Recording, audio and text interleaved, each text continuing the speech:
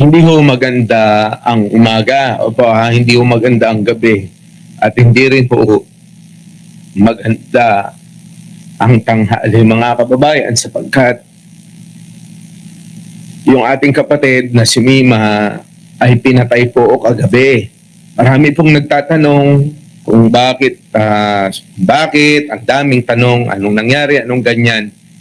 Pero mga kababayan, kaya hindi ho tayo nakapag-live kanina dahil ho sa balitang ito. Napakarami hong mga tawag, maraming mga tanong, maraming mga kung ano-ano ho.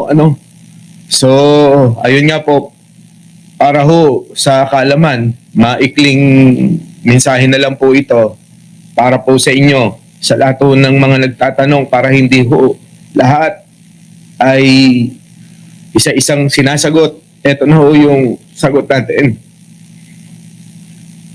Wala na ho si Mima. Wala na ho. Mahal natin yung tao, mga kababayan. Mahal natin dahil nakasama natin sa pakikipaglaban. Maraming beses natin na nakasama sa lahat ng laban natin patungkol sa ginagawa natin. Pero wala na ho eh. Ito na ho talaga yung niya mga kababayan.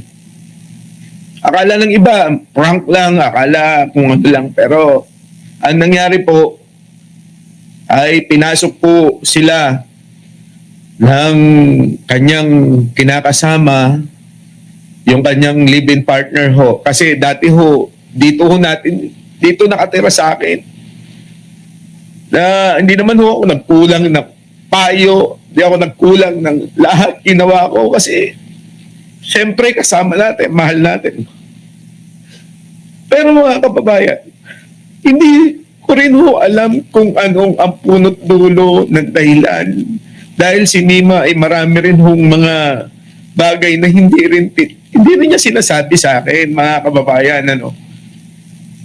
Kaya kagabi, ayon sa aming abogado, alam nyo naman, di ba?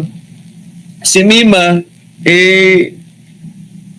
tayo ay nagrekomenda ng abogado niya para dun sa laban niya na mga demanda niya, di po ba? Pero ngayon, doon na tayo. Isang tabi muna natin yun. Basta wala na ho. Si Mima kasi matagal nang wala rito sa bahay. Sumama na ho't nakipag-live-in na po sa kanyang boyfriend na nakilala. Hindi ko rin ho alam kung saan. Siyempre, hindi ko rin ho naman po pwede. Sabi nung iba, bakit hindi mo pinigilan? Bakit hindi mo sinabihan? Hindi ho ako nagkulang dahil hindi ko naman ho kailangan saklawan yung mga personal niya sa buhay dahil hindi ko naman siya kaano-ano.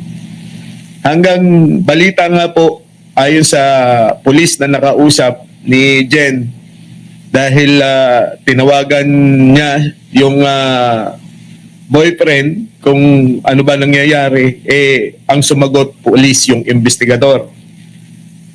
Ang sabi nga mga kababayan, ang kwento, di umano ayon sa investigador ay pinasok ang bahay na inuupahan ni Mima diyan po sa may North Caloocan at doon nga po isinagawa ang krimen. Tinadtad po ng bala mga kababayan. Putang ina, tinadtad ng bala. Binalin sa ulo, ganon mga kababayan. Talagang papatayin si Mima. Hindi ko natin alam kung ano atraso niya. Yun, mga kababayan. Ang ganun lang. Thank you. Maraming salamat sa inyo.